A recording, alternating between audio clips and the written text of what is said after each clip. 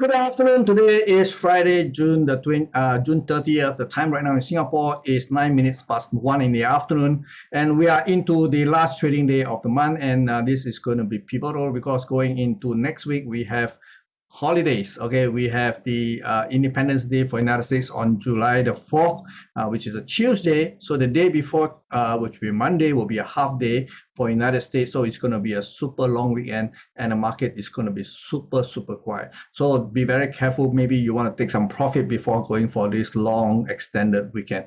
Okay, now let's get started. In the Dow Jones, we see a little bit of a rebound overnight. The high traded overnight was 34,147.7, which is right in between the area which I believe they're going to see some kind of selling interest re-emerging. The level is 34,100 to 34,215. If we do indeed see a pullback, the market may actually gun for 33,350 to 33,600 levels. There's an alternate target for me, 32,900 to 33,200 levels. So either one of these two levels should be a catchment area if we do get a pullback. Otherwise, the market will just go higher and test the most recent high at 34,588. Now remember, the year high remains at 34,712. Both levels need to be taken out before we can see an extended rally. Okay.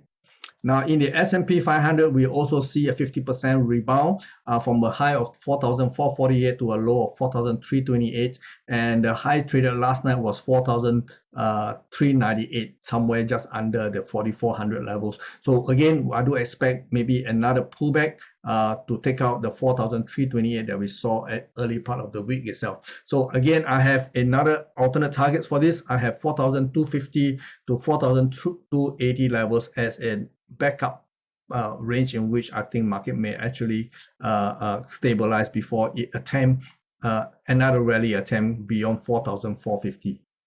In the Nasdaq, market did not close higher. In fact, it closed unchanged. The high remained at, let me see what this level is 15,051. So if that's the case, maybe again, we may see some kind of profit taking towards the weekend itself. Ideally, the market should hold out at 14,300 to 14,450 levels. That would be ideal before the market attempt another rally beyond 15,285. So these are the pattern which I think may likely happen. We will see what happens beyond this week.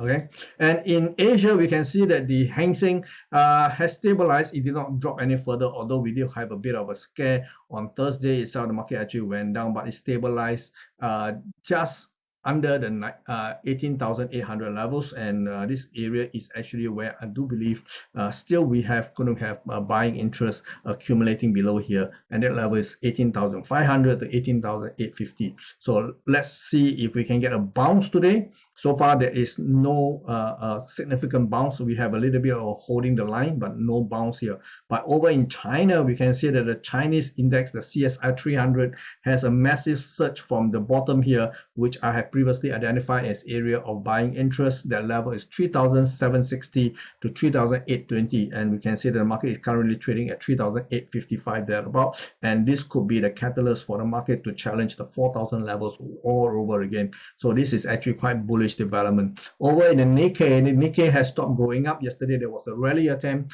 but it picks out at 33,527 in the morning itself, and that has been the case. Maybe this is also seeing a pullback potential here, and if we do get a pullback, ideal level for the market to stabilize will be 31,700 to 32,100 levels. So do watch out for those possibilities. Otherwise, the market may just continue to go higher at 33,773 and beyond. But I think there's a case for market to be cautious because we are already hearing hints from Japanese officials that they may do something about the yen exchange rate. Okay, over in energy markets, we see that the WTI crude oil managed to stabilize after hitting a low of $67.01 the night before, and now the market is trading above $70 per barrel, although currently it has pulled back just under those levels at $69.83. So this is actually laying out the basis for an assault, ideally to take out the $72.70 with the potential to actually edge higher to $73 to $74 per barrel. So this is still my outlook, my preferred outlook. Over in the precious metal, we see the gold actually dipped below the 1400 for the first time and briefly, and then rebounded strongly. Now we are back above 1900, currently trading at $1,908.50. So this is actually a very classical fake move. The market knew the 1900 is going to be a key level everybody is watching, so they dipped below that, hoping to trigger stops, and then quickly rebounded and trapped those people who have been selling below 1900. So right now there is a case for the market to rally higher, potentially to test the 1970 levels.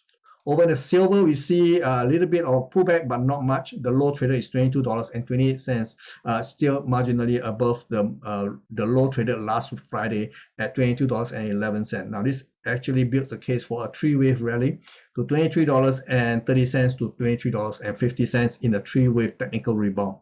Over in the dollar itself, we can see that the dollar continued to edge higher overnight. Now we can see that the three-wave pattern is folding very clearly with the target at 103.20 to 103.60 levels. So look out for an extension of this rally into this bracket of prices before we see a new pattern emerge.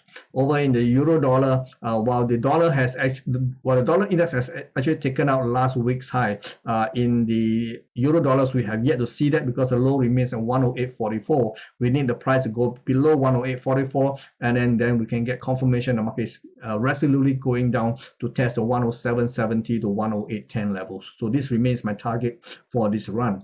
Over in sterling, sterling actually dipped a little bit lower than expected. The market went up to a low of 125.90 before it stabilized. Not sure whether it is going to go higher or whether it is going to go lower, but I'm basically of the opinion that maybe it is going to go higher, because right now the target remains at 130 levels. So we could possibly see a surge to 130 levels after this stabilization. Over in the Aussie, same thing like the sterling, we did see a little bit of an overshot. Market went down to as low as 0.6590, and it's marginal, but the 0.66 is actually a key level everybody is watching.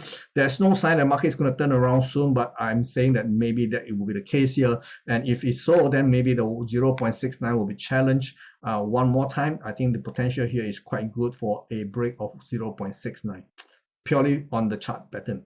Over the dollar Canadian, also very clearly we do see a rebound. They mean to say they confirm the end of this fall for 136.50 levels all the way to bottom out at 131.10. And so this extended rally here is part of a corrective rebound. And if the market continues to ease a little bit, ideally I want to buy at 132 even to 132.20 for another leg up to 133.20 to 133.90 levels. Okay, dollar yen managed to edge higher to another new high at 145. Now this is getting very dangerous. I remember I was saying yesterday, Japanese officials are already hinting that they might be doing something to intervene in the currency market to bring down, to support the yen. So basically they are looking to sell every other currencies, including the dollar and the euro dollar, and to support the yen. So means to say that if you have not already bought, this level is becoming very dangerous. I suggest if you are already long, take some money off the table and watch. Definitely cannot sell yet because we need to see confirmation of sell interest coming into the market, but it's getting to be very, very dicey to hold longs. Okay.